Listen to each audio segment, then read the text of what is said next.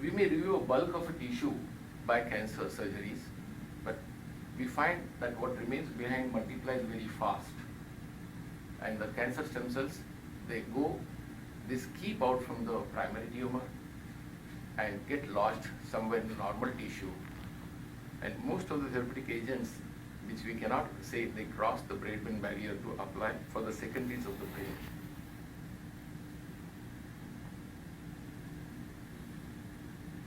We'll pass by a little faster because the time is probably very short we have got. Immunotherapy, NK cells, T cells, dendritic cells, and recently one more, CD47, anti-CD47 antibodies also have come as a therapeutic application in immunological therapies. Time and again, if you remember when I was talking about three basic functions of the stem cells which can be utilized to apply in the cancer application, stem cells display intrinsic tumorotropic properties. They have a classical behavior to trace out the cancer stem cells. I'll explain at this point a little deeper. If you see, we call this tumorotrophic, but this is not only tumorotrophic. This quality of stem cell is for anywhere degenerative cell is there, inflammation is there, where it is at the gross level because of trauma or autoimmune disease, they tropically follow to that particular tissue and excel their abilities for healing. They can modify stably to release a lot of anti-cancer drugs, even oncolytic viruses. All those can be, cancer stem cell can act as a delivery vehicle to release them at a specific cells, avoiding normal tissue to be damaged. Stem cells can disseminate solid tumor and migrate to metastatic cells. This can be, the factors which can be used are like death receptors, then angiogenic blood vessel factors, receptors for them, EGF factors. Normally in a proven current therapy, when we use any kind of therapy like radiotherapy or chemotherapy, they don't target the cancer stem cells. Cancer stem cells are resistant to chemo and radiotherapy. So we have a finding out conditions, what we call them metastasis or secondaries coming up. This slide speaks how we can eradicate the combination of immunotherapy or stem cell therapy or even using anti-cancer drugs to kill the cancer stem cells. When we have combination of both of them, we can use to eradicate the cancer tumor eradication. The conclusion comes in like, first we have to use the cytotoxic therapy. When to use the cytotoxic therapy is very important to reduce the tumor load of the cancer cells. What remains of the cancer cells, where we can use a modified NK cell therapy to target, because NK cells and T cells, they can attack the cancer stem cells, but their sensitivity can be used by radiotherapy or chemotherapy, so that tumor eradication can be done. Preferentially, they target the cancer stem cells. Cytotoxic treatment include radiation or bortezomib, very important, that gives a good amount of sensitization of the cancer stem cells to NK cells. Combination therapy leads a very good survival rate. Now, in basic, when we talk of stem cell application in all other types of application, in general for regenerative diseases as well as cancer, allogenic or iPSCs have remained as a big controversial, so we don't think of applying them into, at this stage, the research has to come up, a lot of clinical trials are going on to prove their safety and efficacy levels. Once these levels come up, possibly we can think of doing that. But today, autologous stem cells can be very well used as for post-chemotherapy or radiotherapy as a delivery vehicles to target the cancer stem cells. Now, as I was mentioning you, these stem cells can trace down a single remote cancer stem cell anywhere in the body.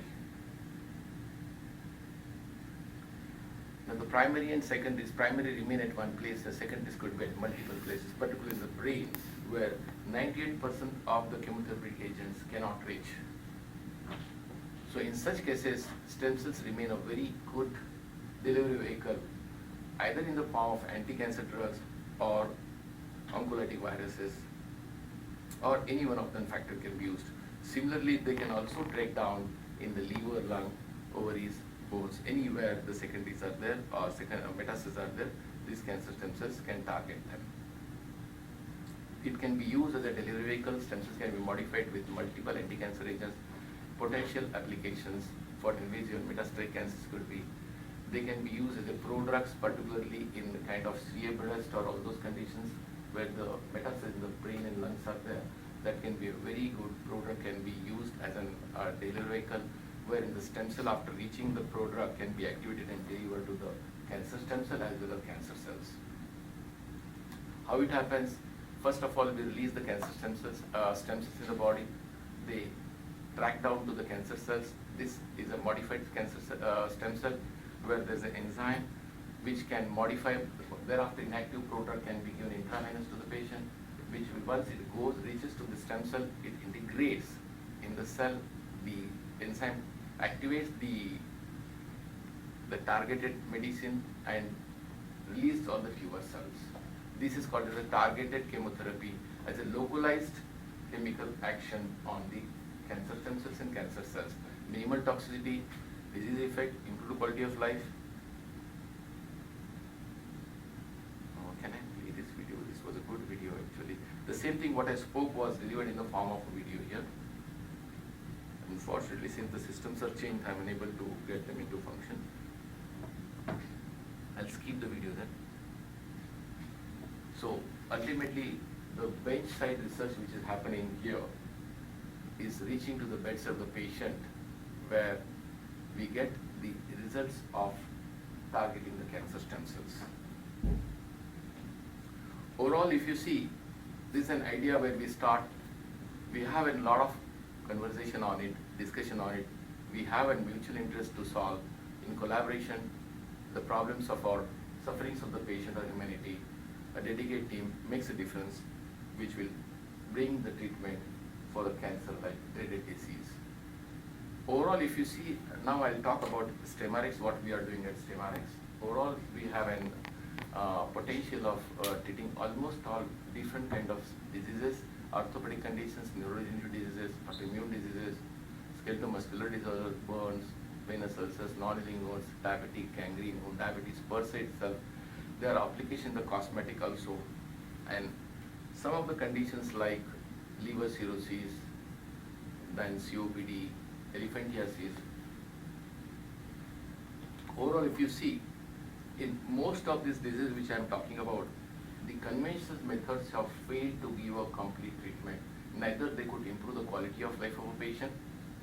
We at this stage, we say this patient to live with the disease and die with the disease. We watch them, we cannot do anything. These are different kind of conditions where autologous stem cell therapy, even today, may not cure, but quality of life can be improved, and the up to 30%, 40% improvement of the life can be given to them. So at STEMRx, we have done more than 20,000 patients, 2,000 patients. We have been, these last 4 years, been doing, we have a quality GMP approved lab, trained staff is there. We have a PhD, MSc program, currently working different kind of programs on them. So my dear friends, if you have any questions to ask me about the presentation of mine and autologous particularly, I would appreciate to answer those questions. You said you use adipose-derived and bone marrow-derived stem cells? Adipose-derived? What types of autologous stem cells? Both bone marrow and adipose is we have factor from the adipose tissue we use it. Like. Are they cultured or are they just? No, we just extracted? manipulate them, minimal manipulation. We don't culture them. We don't culture them. We don't expand them. See, my theory of my presentation of today has got a very important understanding one thing. When we have failed in current therapies with conventional methods, and a simple minimal manipulation of autologous stem cell in your bone marrow adipose can give them, may not be a cure, but their quality of life can improve. Like in, you can say in diabetes, you can say in osteoarthritis, or vascular necrosis. You can think of conditions like diabetic gangrenes particularly, autoimmune conditions like rheumatoid disease. Even the best of monoclonal antibodies, ultimately we come to stage like we cannot do beyond that. And the relief what patient gets is for 2 months, 3 months, max 4 months, or a 6 month. Thereafter patient gets resistant to it. And all of them make them understanding now you cannot do anything more than this. If these cells play a major role to give them a disease-free life, to catch their normal expectancy of life 70 years or 80 years, what's the philosophy says why not to use minimal manipulated autologous stem cells where we have failed. Particularly in avian, where we think of doing joint replacement, if we can save in stage 1 and 2 and 3 the joint for the lifetime, using autologous stem cells of bone marrow and a SPF factor from the adipose tissue, that could be an encouraged therapy. So what is the regulatory environment in India? Yeah, they are functioning very strongly, but as far as autologous minimal manipulation is there, it comes out of jurisdiction. It comes out of what? Jurisdiction of FDA. When we are talking of autologous, we are not manipulating cells, we are not expanding them. So then it becomes clinical practice. Yeah. This is going to be a therapy than a drug. We cannot call it a drug because these are personalized. I cannot use your cells to somebody else. Right. I think it's the same situation in Australia where they said autologous unmanipulated cells are not. And they themselves have a lot of potential to heal you. We cannot forget with the change in lifestyle itself, you can come out of a lot of diseases. But is medicine in general, is it government supported, or like the patients that come to your clinic, are they paying for themselves? Is the government This is a paying? very good question, I'll explain you. Whenever a new science comes in, the conventional therapies which have been proved to the people, which have been taught to the people, which have been practiced for years together, neither the government nor the people easily accept them for newer therapies to come in picture. When we have been taught this cannot be done, see, in our traditional teaching, we have been taught that neurons cannot be multiplied, they cannot grow. In our basic training, 5-10 years before, today we may be talking of that. A person who has practiced this medicine for 20 years or 40 years, the government who has been understanding even of this, they will not accept till some kind of clinical trials will present. A lot of difference is seen in a group of population. Till then the resistance is going to come, some problem from the government as well as, I would say rather, our contemporary medical practitioners, social organizations. But time is solution for all these things. We understand when the antibiotics came in picture, nobody believed it can cure so many infectious diseases. People used to die of epidemics. But ultimately people accepted it. So this is what is a phase for regenerative medicine is there. So that is overall picture anywhere. For example, though, I think that the Indian government recently start paying for limbal stem cell therapy for Yeah. ocular Limbal. regeneration or something, but. Yeah, those which have undergone clinical trials and they have been accepted with the safety and efficacy. Okay. Those they are giving, the way it is happening in US, it's a parallel condition I would say rather. After proving safety and efficacy, a clinical trial conducted, a number of patients registered, and when the series is produced, possibly the legalization of the system, that particular disease can come in, not in general use. So what do you do in terms of measuring outcomes? Pardon me, come again? Measuring outcomes for, the 50 Oh, different that's a good diseases. question. Presently, we were having our in-house of measuring outcomes, but luckily we are doing some kind of work with Ohio State University, a retrospective study in particular condition of avian, where we had done more than 70 cases where we went. Of what? Avian, avascular necrosis of human head. It's orthopedic condition. I still don't know what that Okay, is. okay. I'm a PhD. Okay. This is a condition where we are going for efficacy studies with the 5-year study right now, what we have done. Probably the data has been submitted to WRB and we expect the results to come in another 1 or 2 months. This is a cardiac thing? Cardiac, we are not doing much. Oh, okay. Caused by what? So in these 2,000 patients you treated, But- have you ever used stem cells collected from the blood because of peripheral? I'll tell you. We collect from the bone marrow. After Okay, activating, bone marrow yeah, exploration, not from the peripheral blood. peripheral blood we take PRP. Okay, Platelet plasma. yeah. And adipose, we collect it. If you're in this, I can show a very good slide how I do particularly the process of harvesting of bone marrow. It's just a 5 minutes program. Okay. I do it from a single puncture under local anesthesia. Little to elevate the bed threshold, we use fentanyl stand anesthetic scan. But it's a walk-in procedure and walk-out procedure. A single puncture is done at the post-relax spine. The same puncture is used with the what you can say mini liposuction cannula to harvest the adipose tissue, as well as the same needle puncture is used to harvest the bone marrow. Okay. MCD needle is used for the harvesting of the bone marrow. How many percent the stem cell from the bone marrow? And You how will many hardly percent- 0.2%. MSCs, if you're talking 0.2%, No, I mean, versus, you want to say what amount of bone marrow is collected, harvested? No, so 2,000 patients, so they need a stem cell. How many percent of the stem cell come from the bone marrow? And how many? All of them from were treated with the bone marrow tissue? unit, 2,000 patients. Oh, okay. Oh, okay. Bone marrow remains the core.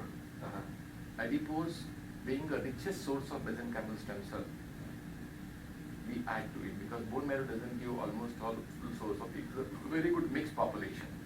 Because what I have learned from my experience, an individual isolated cultured cell cannot make any difference in the therapeutic application till you have a mixed population or some factors which can give them the activation. The mixed population concept remains. See, in a niche of a organ, stem cell is there, but it cannot multiply of its own. It requires signals coming from a niche cell. From body has to pass on signal what is happening in the body. Then only a stem cell can function. So we need a population of niche cells. In a bone marrow, what happens, what I have seen is that the hematopoietic stem cells act as a niche cells for the MSCs, and MSCs act as a niche cell for the hematopoietic cells. So when you're going in to collect the stem cells from the iliac crest, I understand that's how you do it. Why do you not use an apheresis procedure? I'll explain you. Apheresis is a procedure which takes little longer days to activate the bone marrow. We require a protocol around 5 to 6 days to activate the higher dose of GCSF to release that number of stem cells in the circulation. But bone marrow, we don't require that much activation. We, for 2 doses of GCSF for 2 days, will release a good concentration, one part. And second most important, when we are thinking of application of stem cell therapy, we can never forget we want a mixed population more, not only the stem cells. The bone marrow is a rich source of mixed population. Well, and the MSCs won't be. Only utilized MSCs will not. For apheresis, Yeah. just the macula, so.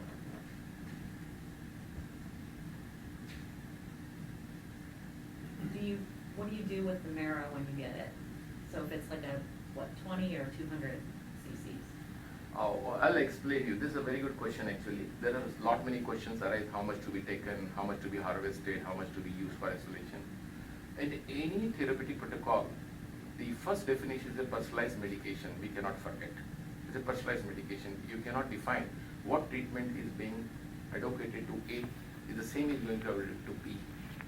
Because we have to define the disease load of a patient, stage of the disease at which he has entered in the treatment protocol. Second is age, and third is morbid conditions. That defines what kind of cells, what number of cells, how much to harvest the bone marrow, how much to isolate them. If we don't define this, then it becomes an treatment where we cannot get expected results. Not knowing disease load or stage of the disease, like if you are treating a condition of orthopedic, we need to have a grading of first, evaluation of the patient. Second, morbid conditions. Diabetes definitely will require more number of cells. A person who has lived a life with quality lifestyle, he may require less. His body is quite competent to maintain the healing powers. So it's variable by It's patient. variable, it's a personalized. But then what do you do with the marrow? Do you get rid of anything or do you just give it back? Oh no, we send it to our tissue culture lab where they isolate it, and then isolate cell they send back to my theater where I transplant them. The ratio of using SVF factor from adipose to bone marrow also is defined on the results which I evaluate with patient to patient, and then we make a protocol personalized to every patient.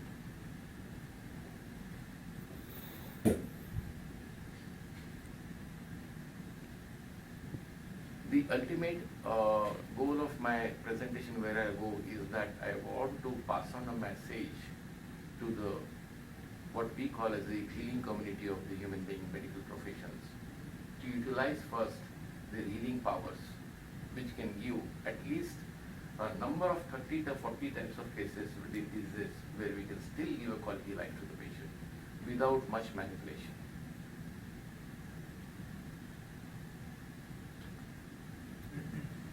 So, for most of your patients, orthopedic patients, so you inject locally or systemically? Yeah, very good. This is again a very defined question. The route of application will also depends on the disease and morbid conditions. As well, see, if you are talking or treating an orthopedic condition like orthopedic injury or a sports injury, or a condition of osteoarthritis, or a condition of vascular necrosis of humerus, in these cases, we have to transplant locally. One. Plus, if there is a morbid condition, patient has got a morbid condition, I definitely play a major role of giving intravenous doses. Like in morbid condition of obesity, I have a protocol, I define them to go for a weight reduction with the proper protocol, which are conditions which are leading cause for the disease itself. In our therapeutic protocol, we have a very enhanced program to change in lifestyle, particularly diet plays a major role, then weight reduction program, which is very important for the, till you give a proper environment of the stems into the stem cell in the body, you can't expect them to give the results. So we have to create that environment by changing their lifestyle, dietary habits, weight loss program. Then we also insist on yoga and meditation program for them, which is also giving them a proper environment. Hypoxia remains a very strong force factor for the stem cells to be released from the bone marrow. So we insist on the breathing exercises very highly for them. So it's a very complicated goal though, I think. I mean, it's obviously, I don't think that autologous stem cells are gonna be able to cure all of those diseases. They cannot because cure. They're just not meant to do that. They cannot. Especially from one source or whatever. But I think the most important thing is for you to make sure that the patients are coming back for, I don't know. I have how a many tracing visits of, I have a post-treatment. follow-up of 500 patients, 700 patients for 5 years. They come multiple times. Yeah, I have a fixed program for them. Okay. Because it's not the benefit of the patient, it's the benefit of me also. More important is my personal benefit to justify my protocols. If I don't do assessment, possibly I am not doing much justice to my own work. That's very important. Every patient, we have a fixed protocol of follow-up them. Initially every month, thereafter 3 months, thereafter 6 months, thereafter once in a year. Do you have a database, I guess? Yeah.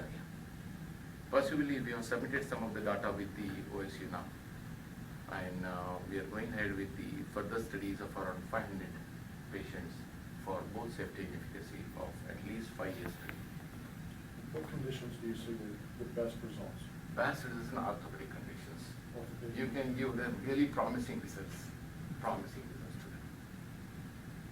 At least I would assure them the joint replacement surgeries which are not, any surgery is a morbid condition creating for a patient. It's a kind of stress.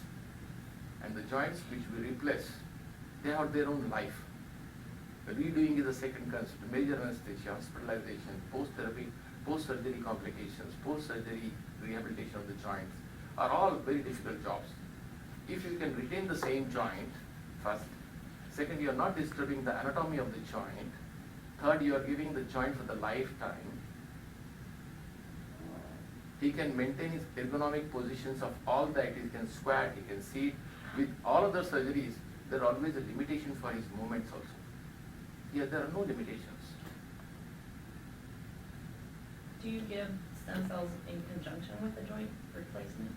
No, once the replacement is done, you cannot think of doing anything. I mean, at the time of the surgery, does it help heal a No, if you are replacement? thinking of joint replacement, there is no question of giving any kind of stem cells to the patient. Because we are replacing the joint with a synthetic part.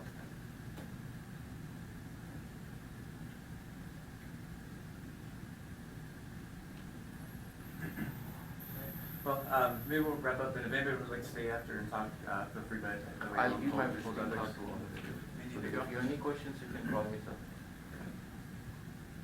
Particularly in autologous, I have a good amount of workup done.